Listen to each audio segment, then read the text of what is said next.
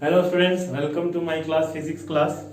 Last vectors में हमने क्या किया था, कंपोनेंट्स निकालने सीखे थे। तो सभी को समझ में आया वहां तक? ठीक है।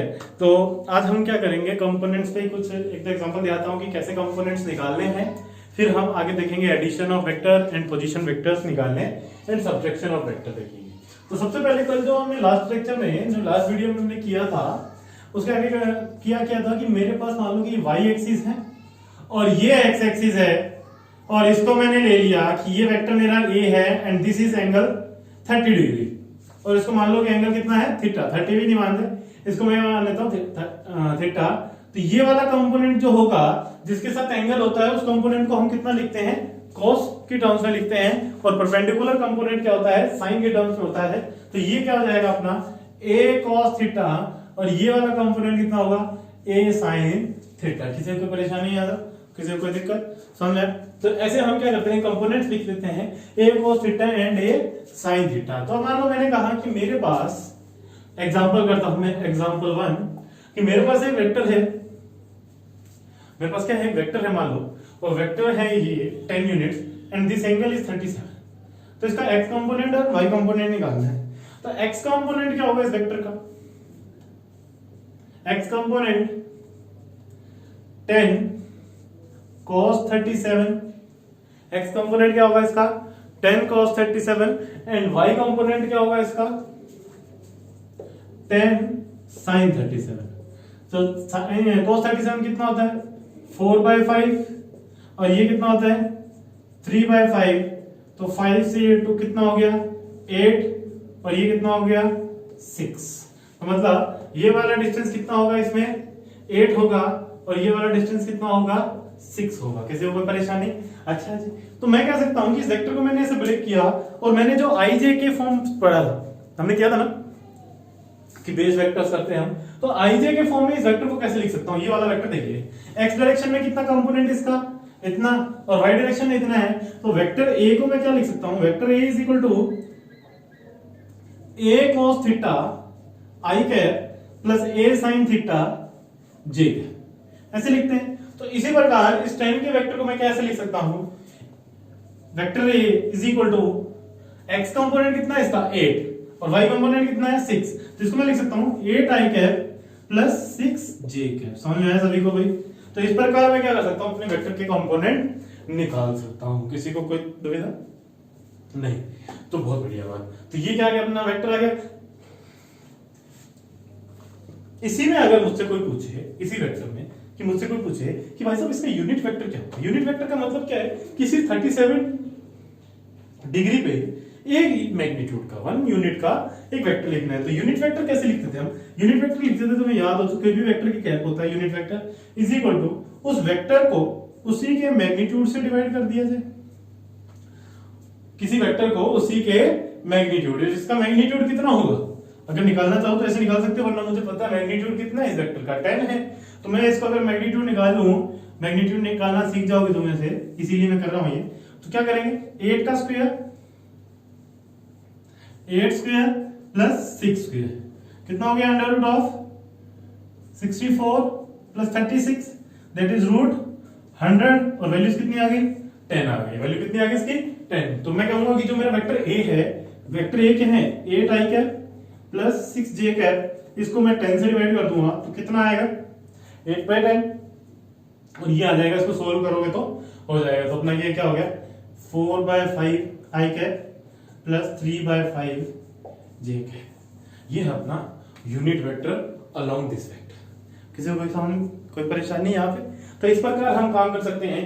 और देखते हैं, स्क्रीन को पॉज करके इसको उतार लीजिए, और कंपोनेंट्स निकालने का काम करते हैं अभी हम। मान लो कि मेरे पास, और ये जो अपने एक्स वाई एक्सिस बनाते हैं हम, ये ऐसा जरूरी नहीं है कि एक्स वाई एक्सिस को मैं सिर्फ ऐसे ही बनाऊं, ये एक्स एक्सिस बनाया, ये वाई एक्सिस बनाया। एक्स वाई एक्सिस को मैं कैसे बना सकता हूं, बट इनकी ओरिएंटेशन ध्यान रखना कि अगर पॉजिटिव एक्स इधर है तो पॉजिटिव वाई इधर ही होगा, पॉजिटिव वाई इधर ही होगा। अगर मैं एक्स पे ऐसे घूमूंगा तो वाई भी इसके साथ ऐसे घूमेगा, अगर मैं एक्स पे ऐसे घूमूंगा तो वाई ऐसे रहेगा, ऐसे घूमूंगा तो ऐसे। तो ये एक्स वाई मेरे ऐसे ही रहेंगे हमेशा फिक्स, तो ध्यान रखना इनको। तो मान लो कि क्या करते हैं हम, मैंने कहा कि ये मेरा एक्स एक्सिस है और ये मेरा y एक्सिस है। और मेरे पास एक वेक्टर है ये, और ये है 6 मैग्नीट्यूड का, और इसने x एक्सिस के साथ एंगल बनाया 30 डिग्री। x एक्सिस के साथ एंगल बनाया कितना? 30 डिग्री। तो इसके लिए क्या लिखूंगा, वेक्टर कैसे लिखूंगा भाई? इसको वेक्टर की फॉर्म में कैसे लिखूंगा? आई जे फॉर्म में मैं कहता हूं कि इसका इधर कंपोनेंट कितना होगा 6 cos 30 और इधर कंपोनेंट कितना होगा 6 sin 30। तो x कंपोनेंट आ गया 6 cos 30। cos 30 कितना होता है भाई? √3/2। तो ये कितना आ जाएगा 3√3।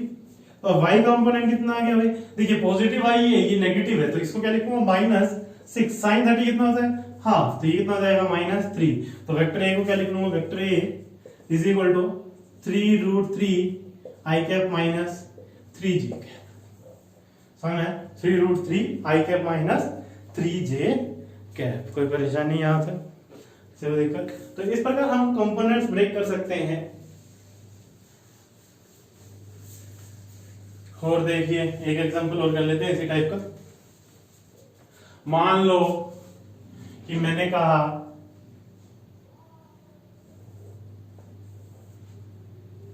ये अपना एक्स एक्सिस है, तो ये क्या हो जाएगा भाई? देखिए यहां पे अगर मैं कहूं कि मैं ये एक्सिस करूं तो ये मेरा क्या हो गया? y हो गया, और y को ऐसे भी लेके जा सकता हूं, तो x ये है, y ये है। मैंने कह दिया कि मेरा ये वाला वेक्टर क्या है 2√2 मैग्नीट्यूड का। कितने मैग्नीट्यूड का है? 2√2। और इसने इस एक्सिस के साथ कितना एंगल बनाया 45। तो ये कंपोनेंट कितना होगा इसका 2√2 cos 45, एंड ये कंपोनेंट कितना होगा इसका 2√2 sin 45। तो क्या हो जाएगा हमारा भाई? ये देखिए पॉजिटिव x इधर है, पॉजिटिव y इधर है, ये दोनों नेगेटिव है। तो x कंपोनेंट को क्या लिखूंगा -2√2 cos 45 कितना होता है 1/√2। तो ये कितना हो जाएगा -2। ऐसे y कंपोनेंट क्या लिखूंगा -2√2 इंटू sin 45 कितना होता है 1/√2। तो ये भी कितना आ जाएगा -2। तो वेक्टर को क्या लिखूंगा -2i कैप -2j कैप। समझ में आया सभी को? तो इस फॉर्म में हम इस वेक्टर को ऐसे लिख सकते हैं। तो ये क्या था अपना, किसी भी वेक्टर के कैसे कंपोनेंट्स हम ब्रेक करेंगे। और ये हमारे कंपोनेंट फोर्सेस में आगे हमारे बहुत काम आएंगे कि फोर्स को हम रिजोल्व करेंगे नेट फोर्स निकालने के। तो इसको देखिए, तो ये था अपना कंपोनेंट्स ऑफ वेक्टर। अब किसी भी वेक्टर का भाई साहब मुझे क्या निकालना है? Unit vector. यूनिट वेक्टर निकालने हो, हमने यूनिट वेक्टर पढ़ा ना, तो यूनिट वेक्टर कैसे निकालते हैं? मान लो कि मेरे पास एक वेक्टर है, तो इसका यूनिट वेक्टर क्या लिखा जाता है? एक है। इसका यूनिट वेक्टर क्या लिखा जाता है? ए कैप लिखा जाता है। अब ए कैप का मतलब क्या है कि ये एक ऐसा वेक्टर है जिसका मैग्नीट्यूड कितना है 1। जिसका मैग्नीट्यूड कितना है 1 मैग्नीट्यूड है। तो ये क्या हो जाएगा, वेक्टर ए को उसी के मैग्नीट्यूड से डिवाइड कर दो भाई, सिर्फ डायरेक्शन बच जाएगी ना। तो डायरेक्शन के लिए इसको ज्यादातर यूज करते हैं हम। तो जैसे कि एग्जांपल लिया जाए, मान लो कि मेरे पास एक वेक्टर है, vector A is equal to 3i cap plus 4j cap plus 5k cap. ये जो वेक्टर है इसका मुझे मैग्नीट्यूड भी बताइए और यूनिट वेक्टर भी निकालिए। इसका मुझे क्या बताइए? तो स्क्रीन को पॉज करके एक बार तुम खुद से ट्राई करो और बाद में चेक करना कि तुमने ये काम सही किया या गलत किया। तो यहां से मोड ऑफ ए निकालता हूं, मैग्नीट्यूड। मैग्नीट्यूड कैसे निकलेगा भाई? √ax² plus ay² plus az²। अगर कोई वेक्टर है मेरा a और वो गिवन है axi cap plus ayj cap plus azk cap, मतलब ax ay az क्या है? ax है मैग्नीट्यूड इन x डायरेक्शन, ay क्या है? मैग्नीट्यूड इन y डायरेक्शन, और az क्या है? मैग्नीट्यूड इन z डायरेक्शन। तो ये कितना है 3। कितना हो जाएगा ये 3²। तो इसका मतलब अगर मोड a निकालूं तो क्या लिखा जाएगा? √ax² plus ay² plus az²। ऐसा लिखा जाएगा मैग्नीट्यूड। अगर कोई कहे कि सर ये कैसे आया, तो हम छोटा सा प्रूफ देख सकते हैं इसका कि मान लो कि मेरे पास एक वेक्टर है जिसके ये तीनों कंपोनेंट है ax, ay और az। तो मतलब ये x कंपोनेंट, ये y कंपोनेंट और ये z कंपोनेंट। तो ये हो गया az, ये हो गया ax। इन दोनों का रिजल्टेंट क्या आएगा? इस डायरेक्शन में आएगा। इन दोनों का रिजल्टेंट इधर आएगा। कितना आएगा ये? √ax² plus ay z²। और ये कितना है ए वाई, और इन दोनों का रिजल्टेंट ये आ जाएगा, इन दोनों का रिजल्टेंट ये आएगा। तो इसका स्क्वायर प्लस इसका स्क्वायर रूट में तो कितना आ जाएगा, इसका स्क्वायर करूंगा तो ए एक्स स्क्वायर प्लस ए जेड स्क्वायर प्लस ए वाई स्क्वायर। तो ये क्या आ गया, मोड है, समझ में। तो इस प्रकार मैं नेट मैग्नीट्यूड निकाल सकता हूं। तो इसी प्रकार मैं क्या करूंगा, 3 square plus 4 square plus 5 square, ये मैग्नीट्यूड हो गया। तो मोड है कितना आएगा, मोड है आएगा अंडर रूट ऑफ 3 स्क्वायर कितना है 9 प्लस 4 का स्क्वायर कितना हो गया 16 प्लस 5 का स्क्वायर कितना हो गया 25, तो कितना आ गया रूट 50। ये कितना आ गया रूट 50, तो मतलब 5 रूट 2 कितना आएगा, ये 5 रूट 2 मैग्नीट्यूड आ जाएगा इसका। 50 को निकाल सकता हूं 25 इंटू 2, 25 का रूट कितना होता है 5। और अगर मैं ये कैप लिखना चाहता हूं तो इसी वेक्टर को इसी के मैग्नीट्यूड से डिवाइड कर दूंगा। तो इसी वेक्टर को 3i cap plus 4j cap plus 5k cap divided by 5 root 2, इसे डिवाइड कर दिया। तो ये क्या गया अपना एक यूनिट वेक्टर आ गया। इसको और सोल्व करेंगे, जिस फॉर्म में हमसे पूछा गया है उस फॉर्म में अगर निकालेंगे तो हमसे काम हो जाएगा। तो इस प्रकार हम क्या निकालेंगे, अपने यूनिट वेक्टर्स निकालेंगे। किसी कोई परेशानी तो एक काम करिए, एक एग्जांपल और देता हूं मैं, उसका तुम निकाल के बताइए, चेक करिए खुद से, उसके बाद मैं सोल्व करूंगा। तुम खुद से देखना कि तुमने सही किया या गलत किया। इतना कोई मुश्किल काम नहीं है, बड़ा आसान सा काम है, वेरी सिंपल। देखिए मैंने कहा कि मेरे पास एक वेक्टर b है, b is equal to 10i cap plus 3j cap minus 4k cap. अच्छा जी, बहुत ही बढ़िया बात। 10 की जगह हम कुछ और ले लेते हैं, यहाँ पे 2i कैप लेगा। तो मॉड ऑफ b कितना होगा, ये भी निकालना है और b कैप भी निकालना है, दोनों निकालने। तो मॉड b और b कैप निकाल के देखिए, ये मॉड नहीं होगा, सिर्फ b कैप निकालना है। ठीक है, तो मॉड b कितना होगा, under root of 2 square 4, 3 square 9 plus 4 square 16, ये कितना हो गया रूट 29। ये कितना आ जाएगा 2i cap plus 3j cap minus 4k cap divided by root 29। सबको समझ में आया। तो ये क्या हो गया अपना unit vector along this vector हो गया, समझ में आया। तो हमने अभी तक ये जो काम किया, ये क्या निकालने सीखे, कंपोनेंट्स निकालने सीखे और यूनिट वेक्टर बेसिक काम किया। अब आगे का काम शुरू करते हैं। सबसे पहली बात तो हमें एक चीज सीखनी होगी कि पोजीशन वेक्टर का बहुत यूज होता है। किसका, पोजीशन वेक्टर। क्या चीज, पोजीशन वेक्टर। पोजीशन वेक्टर क्या होता है, पोजीशन वेक्टर अपना होता है कि ऐसा वेक्टर जिसकी पोजीशन हमने डिफाइन की, और किसी भी चीज की पोजीशन डिफाइन करते हैं तो किसी ना किसी के रिस्पेक्ट में करते हैं। किसी भी चीज की मुझे अगर पोजीशन डिफाइन करनी है तो मैं क्या करूंगा, किसी के रिस्पेक्ट में करूंगा ना। तो यहाँ पे जो रिस्पेक्ट हम लेते हैं पोजीशन वेक्टर के लिए, जो मतलब हम रिस्पेक्ट लेंगे, किसके रिस्पेक्ट में निकाल रहे हैं, वो क्या होता है, अपना ओरिजिन होता है। तो क्या होता है 0,0,0, मतलब कि ओरिजिन पे हम मानते हैं कि ये अपना क्या है, इसके रिस्पेक्ट में। तो जैसे कि मैंने कहा कि मान लो कि ये अपना y एक्सिस है और ये क्या है अपना x एक्सिस है, और यहां पे मैंने कहा कि एक पॉइंट है मेरा a, b। a, b का मतलब क्या है कि मैं x की तरफ कितना चला, a, कितना डिस्टेंस चला ये a, और y की तरफ कितना चला b, उस पॉइंट पे पहुंच गया। तो पोजीशन वेक्टर कैसे डिफाइन होगा कि मैं यहां से यहां तक गया, एक ऐसा वेक्टर जिसका हेड कहां हो, उस पॉइंट पे हो, और जिसकी टेल कहां हो, ओरिजिन पे, जिसकी टेल कहां हो, ओरिजिन पे। ऐसे वेक्टर को हम पोजीशन वेक्टर कहते हैं कि ऐसा वेक्टर जिसकी टेल पोजीशन ओरिजिन पे रहते हुए किसी भी पॉइंट को डिफाइन कर रही है, तो ये उस पॉइंट का क्या हो जाएगा, पोजीशन वेक्टर हो जाएगा। सो position vector for this vector is ai cap plus bj cap. समझ आया, किसी कोई परेशानी। तो मैंने कह दिया कि मान लो कि ये अपना y एक्सिस है और ये x एक्सिस है और ये z एक्सिस है, और मान लो कि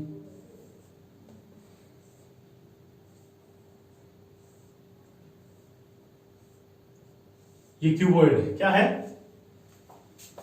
क्यूबॉइड।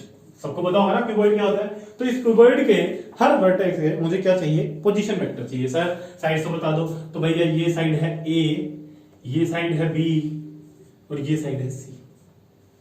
सबको पता लग गया। तो अब सभी के सर क्या करूं, सबसे पहले मैं कोऑर्डिनेट्स लिखूंगा। कोऑर्डिनेट्स लिखने आते हैं, तो ये देखिए ये पॉइंट तो क्या है अपना ओरिजिन है, तो इसके लिए क्या लिखूंगा 0,0,0। ठीक है, इस एक्सिस पे सिर्फ मैं क्या चलता हूं, x चलता हूं। y कितना होता है मेरा 0, z कितना होता है 0, सिर्फ और सिर्फ क्या होगा x। तो ये कितना होगा, ये डिस्टेंस कितना है a, तो ये वाले पॉइंट पे क्या होगा मेरा कोऑर्डिनेट्स a, 0,0। समझ में आया भाई? अच्छा जी, बहुत बढ़िया। अब यहां से यहां तक सिर्फ और सिर्फ मैं क्या चल रहा हूं, y में चल रहा हूं। x कितना 0, z कितना 0, तो इस कोऑर्डिनेट्स को क्या लिखूंगा मैं, x 0, y कितना मेरा b है, और ये कितना मेरा z 0। किसी को कोई परेशानी? अब तुम्हें खुद पता है कि इस पे मैं किस पे चल रहा हूँ, z में चल रहा हूँ ना, तो सिर्फ z के कोऑर्डिनेट लिखूंगा मेरे लिए, x कितना 0, y कितना 0, तो सिर्फ और सिर्फ z आएगा, तो x 0, y 0, z कितना है c। किसी को कोई परेशानी? तो 4 तो हमने लिख लिए, कितने रह गए 1 2 3 4, आधा काम हो चुका है। तो अच्छा इसके लिए देखिए, इस वाले के लिए, इसके लिए अगर मैं लिखूं तो क्या लिखूंगा, इसमें देखिए ये मेरा कौन से प्लेन में, x और z प्लेन में, y इसके लिए क्या है 0, y क्या है मेरा इसके लिए 0। अच्छा इसके लिए x कितना चला, इस पॉइंट पे आने के लिए कोऑर्डिनेट ऐसे लिखता हूं कि उस पॉइंट पे आने के लिए मुझे कैसे चलना पड़ा कम से कम। तो सबसे पहले मैं क्या दूंगा a, और फिर z में c, तो x a हो गया, z में कितना हो गया c हो गया। इसी प्रकार इस पॉइंट में तुम बताइए कि क्या मैं x पे चला, यहां से मेरे को z c चलना पड़ेगा और y b चलना पड़ेगा, इधर से आ सकता हूं b चला और फिर c चला, तो x 0, ये b और ये c। इसी प्रकार यहां पे मेरे को z में नहीं चलना पड़ा, ये कितना हो गया a b and c, sorry c नहीं है ये, z तो 0 है। और ये वाले पॉइंट के लिए a चलो, फिर b चलो, फिर c चलो, तो ये कोऑर्डिनेट क्या हो गए a, b, c। कोई परेशानी नहीं आप? ठीक है, तो हर किसी के मेरे को क्या लिखने हैं, पोजीशन वेक्टर लिखने हैं, तो इनको नाम दे देता हूं, नामकरण करते हैं 1 2 3 4 5 6 7 और 8। तो वेक्टर a1 इसको मान लिया, इसके लिए क्या होगा 0, ये तो 0 वेक्टर है, नल वेक्टर है, तो नल वेक्टर हो गया। a वेक्टर 2 क्या लिखूंगा, सिर्फ और सिर्फ मेरा क्या है a आई कैप। वेक्टर 3 को क्या लिखूंगा, ये पोजीशन वेक्टर लिख रहा हूं भाई साहब, पोजीशन वेक्टर 3 क्या लिखूंगा a I cap plus c k cap. इसके लिए क्या लिखा जाएगा, 4 का position vector c k cap, 5 का पोजीशन वेक्टर, 5 के लिए देखिए i तो 0 है, तो क्या आएगा b j cap plus c k cap. Position vector of 6, position vector of 6 कितना आएगा भाई, ये 0 है, ये 0 है, सिर्फ और सिर्फ j है, तो b j cap. Position vector of 7, position vector of 7 कितना आएगा, पोजीशन वेक्टर ऑफ 7 निकालता हूं, i j k 0 है, तो a i cap plus b j cap. Position vector of 8 यहां लिखता हूं, पोजीशन वेक्टर ऑफ 8 कितना है, तीनों है, a i cap plus b j cap plus c k cap. अगर इन सभी का मैं मोड निकालूं, मतलब इसका क्या आएगा mod, under root a square, इसका क्या है under root a square plus c square, magnitude की बात कर रहा हूं, इसका क्या है under root c square, c आ जाएगा, under root b square plus c square, under root b square, under root a square plus b square, और इसका क्या आएगा under root a square plus b square plus c square. ये क्या है, इन सभी वेक्टर के यहां से ओरिजिन से डिस्टेंस निकालना चाहे तो हम इस प्रकार इसका डिस्टेंस भी निकाल सकते हैं। समझ में आया? तो ये क्या अपना पोजीशन वेक्टर है, पोजीशन वेक्टर को ओरिजिन के रिस्पेक्ट में हम डिफाइन करते हैं, किसी वेक्टर जिसकी टेल ओरिजिन पे रहे, ऐसे वेक्टर हमारे क्या होते हैं, पोजीशन वेक्टर होते हैं। समझ में आया? तो कोई परेशानी तो निकाल लोगे ना ऐसे?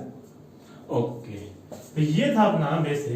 अब हम आते हैं कि मेरा एक वेक्टर है, तो अभी तक हमने काम कर लिया। एक से ज्यादा वेक्टर है तो उनको ऐड भी करना होगा भाई, सबट्रैक्ट भी करना होगा। एक या दो वेक्टर हैं, 3 वेक्टर हैं, 4 वेक्टर हैं, किस प्रकार काम किया जाएगा? तो हम देखते हैं एडिशन ऑफ वेक्टर। क्या करते हैं? Addition of vectors. क्या करें? एडिशन ऑफ वेक्टर क्या है कि दो वेक्टर को कैसे ऐड किया जाए? तो सबसे पहला जो लॉ है अपना वो क्या है? Triangle law. क्या है? Triangle law of vector addition. Triangle law क्या कहता है? ट्रायंगल लॉ कहता है कि भाई साहब मान लो कि मेरे पास एक वेक्टर है ए, ठीक है, दूसरा वेक्टर है बी,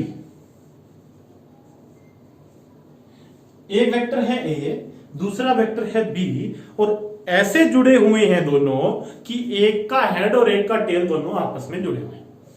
मतलब ए का हेड और बी का टेल देखो जुड़े हुए हैं, यस और तो ये मेरी क्या होगी, ट्रायंगल की दो साइड हो जाती हैं और तीसरी जो साइड बनती है वो मेरा क्या होता है, इन दोनों का नेट, मतलब कि जिसको हम क्या बोलते हैं, रिजल्टेंट। दोनों को ऐड करने के बाद में जो मिलता है उसे क्या बोलते हैं, रिजल्टेंट वेक्टर। मतलब कि अगर किसी भी दो वेक्टर का हेड और टेल का कॉम्बिनेशन बना हुआ है, दोनों मिले हुए हैं, जुड़े हुए हैं, कैसे, हेड और टेल। हेड पता है वेक्टर के सामने ये जो तीर होता है इसको हेड बोलते हैं, और ये पीछे जो रह जाती है पूंछ, इसको क्या बोलते हैं, टेल। समझ में आया?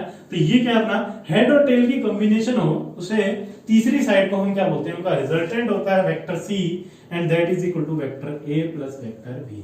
अच्छा, जो तीसरा बनाएंगे वो कैसे बनाएंगे, टेल का टेल से कॉम्बिनेशन और हेड का हेड से कॉम्बिनेशन, इस प्रकार हमारी क्या होती है, रिजल्टेंट होता है। तो ये क्या अपना ट्रायंगल ऑफ वेक्टर एडिशन। अच्छा जी, ये कितना होगा, देखते हैं हम कैसे होगा, कैसे निकालेंगे, ऐड करेंगे। ये तो बता दिया सर कि जो तीसरी साइड होगी, टेल को टेल से जोड़ दो, हेड को हेड से जोड़ दो और उसको बना दो तीसरी साइड, वो क्या होगी, अपनी रिजल्टेंट होगी। तो बट मैग्नीट्यूड कितना होगा, डायरेक्शन कितनी होगी, मान लो, और हमेशा ऐसे जुड़े भी नहीं। एक और बात बताता हूं मैं कि ऐसा जुड़ा जरूरी नहीं है। एक वेक्टर है मेरा ए यहां और दूसरा वेक्टर है मेरा बी यहां, इसके साथ हॉरिजॉन्टल के साथ ट्रायंगल बनाएंगे, बी हॉरिजॉन्टल के साथ कितना एंगल बनाया, थीटा, यहां पे। तो एक बात हमें पता है, मैंने पहले भी बताई थी कि अगर किसी वेक्टर को ऐसे है, उसका मैग्नीट्यूड और डायरेक्शन ना बदलते हुए उस वेक्टर को मैं कहीं पे भी मूव करूं, क्या करूं, कहीं पे भी वेक्टर को मूव करूं तो वो वेक्टर चेंज नहीं होता है। समझ में आई बात, वो वेक्टर सेम रहता है। तो किसी भी वेक्टर को मैं कैसे मूव कर सकता हूं, तो इस वाले वेक्टर को मैंने यहां मूव किया, वेक्टर बी, समझ आया, तो इस वेक्टर को यहां मूव करके लेके गया हॉरिजॉन्टल के साथ थीटा एंगल, कोई परेशानी। तो ये क्या है, इसका रिजल्टेंट है c, that is vector A plus vector b, और इसने वेक्टर ए के साथ मान लो कि एंगल बनाया कितना, अल्फा। तो मुझे सी का मैग्नीट्यूड निकालना है और सी की डायरेक्शन निकालनी है। जो रिजल्टेंट वेक्टर है, रिजल्टेंट वेक्टर निकालना है, तो वेक्टर के पास क्या होती है, मैग्नीट्यूड होती है और डायरेक्शन, मतलब सी वेक्टर का मुझे मैग्नीट्यूड भी निकालना है और डायरेक्शन भी निकालनी है। इसके लिए क्या करूंगा, मैंने कहा कि ये जो b है इसके कंपोनेंट्स ब्रेक कर लो। इधर कंपोनेंट ब्रेक किया, ये कितना आया, b cos थीटा, और इधर जो कंपोनेंट ब्रेक किया वो कितना आया, b sin थीटा। अभी हमें कंपोनेंट देखें कि जिसके साथ एंगल होगा वो क्या होगा, cos, और परपेंडिकुलर वाला क्या होगा, sin। अच्छा, तो मैं कह सकता हूं कि जो मेरा वेक्टर नेट आएगा c वेक्टर, वो क्या इस नीचे वाले और इसकी कॉम्बिनेशन है, इन दोनों की कॉम्बिनेशन है। तो क्या लिख सकता हूं मैं, इसको x डायरेक्शन मान लेता हूं और ये मेरी y डायरेक्शन है मान लो। तो a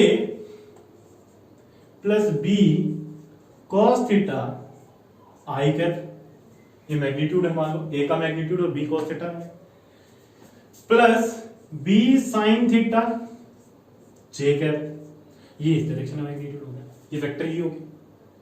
अच्छा, ये लेंथ है, ये लेंथ b cos थीटा और ये लेंथ b sin थीटा, तो ये वाली लेंथ कितनी होगी, हाइपोटेनस। पाइथागोरस थ्योरम लगा सकता हूं, तो पाइथागोरस थ्योरम लगाऊंगा तो क्या करूंगा, c का magnitude is equal to under root of base square plus hypotenuse, sorry perpendicular square. तो ये कितना हो गया, a plus b cos theta का whole square plus b sin theta का होल स्क्वायर। और ये काम अभी भी कर रहे थे कि x कंपोनेंट का स्क्वायर कर रहे थे और y का कंपोनेंट का स्क्वायर कर रहे थे। अभी तक हमने किया था ना मैग्नीट्यूड, जो लास्ट टॉपिक में किया था।